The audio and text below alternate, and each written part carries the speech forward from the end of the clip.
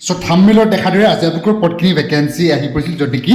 Tata electronic semiconductor plan Assam জাগিৰোডৰ পৰা 2026 যত কি আপোনালোকৰ প্ৰায় 25000 plus direct and indirect jobs আপোনালোকৰ ভ্যাকেন্সি আহি পৰিব সো পটখিনি বাবে আপোনালোকৰ বাকি এলিজিবল ক্ৰাইটেৰিয়া কি থাকিব কেনেকুৱা ধৰণৰ পদ ভ্যাকেন্সি আহিব সম্পূৰ্ণ ডিটেইলছ আজি জনাই দিম সো ভিডিওটো স্কিপ নকৰাকৈ একেলগে চাই যাব তাৰ আগতে মানুহসকল অসমৰ লগতে ভাৰতত লোৱা প্ৰত্যেকটো প্ৰাইভেট চাকৰি বা গভৰ্ণমেণ্ট চাকৰি খবৰ মোৰ পুনপুৰাই পাবলৈ চেনেলটো সাবস্ক্ৰাইব কৰি বেল আইকনটো প্ৰেছ কৰি ল'ব সো আপোনালোকৰ এক্সপেক্টেড জব আছে লাইক গ্ৰেড 3 গ্ৰেড 4 কাৰণে আপোনালোকৰ এনে ধৰণৰ পদ ভ্যাকেন্সি আহিব পাৰে যদি কি production operator mechanic operator technician main আপোনালোকৰ মেইনটেনেন্স এণ্ড টেকনিচিয়ান থাকিব পাৰে process operator quality operator warehouse assistant থাকিব আপোনালোকৰ ইয়াতে warehouse assistant store assistant office assistant থাকিব ডাটা এন্ট্ৰি অপাৰেটৰ লগত আপোনালোকৰ সিকিউৰিটি গাৰ্ড হাউসকিপিং স্টাফ ইয়াতে প্ৰয়োজন হ'ব যদি কি ক্লাছ 8 পাস কৰিলে আবেদন কৰিব পাৰিব ড্ৰাইভাৰ থাকিব যদি কি 8 পাস 10 পাস দেন আপোনালোকৰ পেকেজিং থাকিব যদি কি 8 পাস 10 পাস হ'লে আবেদন কৰিব পাৰিব দেন আপোনালোকৰ মেটেৰিয়েল হেণ্ডেলাৰ আছে লোডিং আনলোডিং স্টাফ প্ৰয়োজন হ'ব যদি কি 8 পাস কৰিলে আবেদন কৰিব পাৰিব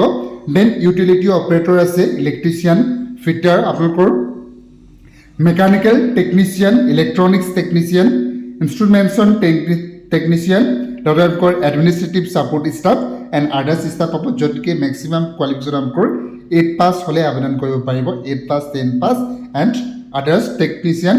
বা টেকনিক্যাল ডিপ্লোমা কোৰ্স হ'লে আপোনালোকে পদখিনিৰ বাবে এলিজিবল হ'ব ইয়াত আপোনালোকৰ কোৱালিফিকেশ্যনৰ ক্ষেত্ৰত অলৰেডি মেনশ্যন কৰি দিছে য'ত নেকি 8 pass 10 12 and ITI all relevant trades দিয়া আছে Diploma Engineering graduate in any discipline and BTech BE postgraduate selected as per the position আপোনালোকৰ হ'ব বয়সৰ ক্ষেত্ৰত 18 to maximum 35 লগতে আপোনালোকৰ এজ সিলেকশ্যন পাই যাব expected as per the government rules যদি ST SC বাবে 5 years লগতে OBC বাবে 3 years আপোনালোকে এজ সিলেকশ্যন পাই যাব সিলেকশ্যন প্ৰসেছ আপোনালোকৰ ৰিটেন এক্সাম নহ'ব পাৰে পদখিনিৰ বাবে যদি কি ফাৰ্স্ট অফ অল আপোনালোকৰ CV বা ৰিজিউমে যিখন আপোনালোকে প্ৰভাইড কৰিব CV বা ৰিজিউমেখন আপোনালোকৰ এপ্লিকেশ্যন স্ক্ৰিনিং কৰা হ'ব ৰিটেন টেষ্ট খুব বেছি আপোনালোকৰ লাইক গ্ৰেড 1 গ্ৰেড 2 খিনি কাৰণে হ'ব পাৰে বাট যিখিনি আপোনালোকৰ লাইক পেকেজিং ষ্টাফ আছে হাউসকিপিং ষ্টাফ আছে হেল্পাৰ ষ্টাফ আছে লোডিং আনলোডিং আছে এইখিনি বাবে কোনো ধৰণৰ আপোনালোকৰ ৰিটেন এক্সাম নহয় স্কিল টেষ্ট হ'ব দেন আপোনালোকৰ ৱাৰ্কিং ইণ্টাৰভিউ হ'ব ডকুমেণ্টছ ভেৰিফিকেশ্যন হ'ব মেডিকেল এক্সামিনেশ্যন লগতে ফাইনেল সিলেকশ্যন কৰা হ'ব সো যেতিয়া আপোনালোকে এপ্লাই কৰিব আপোনালোকৰ CV বা ৰিজিউমেখন খুব ভাল হ'ব লাগিব যিহেতু আপোনালোকৰ মেইন ডিপেণ্ড কৰিব আপোনালোকৰ CV বা ৰিজিউমেখন চাই আপোনালোকক তাতে এলিজিবল কৰাব অৰ্থাৎ আপোনালোকে CV বা ৰিজিউমেখন চাই আপোনালোকক সিলেকশ্যন কৰিব কাৰণ আপোনালোকৰ সেইবাবে CV বা ৰিজিউমেখন খুব ভালকৈ বনাব লাগিব এই CV বা ৰিজিউমে বনাত যদি আপোনালোকৰ কিবা অসুবিধা হয় ভিডিওটো ডেছক্ৰিপশ্যনতে মই কন্টেক্ট নাম্বাৰ দি দিম আপোনালোকে যোগাযোগ কৰিব আপোনালোকে বনাই ল'ব পাৰিব নেক্সট আপোনালোকৰ দৰমহাৰ ক্ষেত্ৰত গ্ৰেড 4 ৰ কাৰণে বহুতে দি আছে লাইক 30000 40000 বাট 25000 নহয় আপোনালোকৰ গ্ৰেড 4 ৰ কাৰণে বেছিভাগ দৰমহা মিনিমাম আপোনালোকৰ 18 ৰ পৰা ষ্টাৰ্টিং হ'ব যদি 18 to 26000 এক্সপেক্টেড হ'ব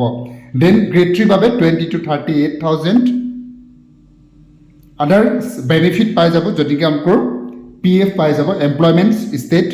যদি কি ইনস্যুৰেঞ্চ পাই যাব অভাৰটাইম এলাউন্স পাব শিফটিং এলাউন্স পাব পাৰফৰ্মেন্স ইনসেন্টিভ পেইড লিভ এনে ধৰণৰ বেনিফিটছ বিলাক পাব ইউনিফৰ্ম এণ্ড সেফটি ইকুইপমেণ্ট পাব ট্ৰেইনিং অপৰচুনিটি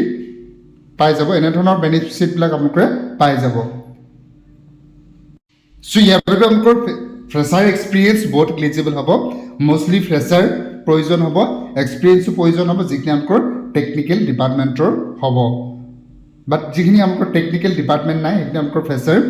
এপ্লিকেবল হ'ব সো ইয়াৰ বাবে আপোনালোকৰ কি কি ডকুমেণ্টছ প্ৰয়োজন হ'ব এতিয়া আপোনালোকে ৰেডি কৰিব লাগিব ডকুমেণ্টছখিনি আপোনালোকৰ আপ টু ডেট ৰিজিউমে বা CV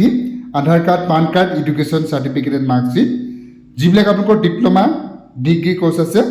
সেই চাৰ্টিফিকেট প্ৰয়োজন হ'ব এক্সপিৰিয়েঞ্চ চাৰ্টিফিকেট থাকিলে আপোনালোকে লগত দিব পাৰিব বেছি প্ৰিফাৰেঞ্চ পাব recent passport size photo valid identity proof address এনে ধৰণৰ ডকুমেণ্টছবিলাক আপোনালোকে ৰেডি কৰি ৰাখিব আৰু যদি কিবা জানিব বিচাৰে ভিডিওটো ডেছক্ৰিপশ্যনতে মই ইয়াৰ লিংকসমূহ দিম তাতে গৈ আপোনালোকে পুনৰ ক্ৰছ চেক কৰিব পাৰিব আৰু ভিডিওটো যদি চাই আপোনালোকে ভাল পাইছে লাইক এটা কৰিব কমেণ্ট এটা কৰিব যেটো আপোনালোকৰ এটা লাইকছ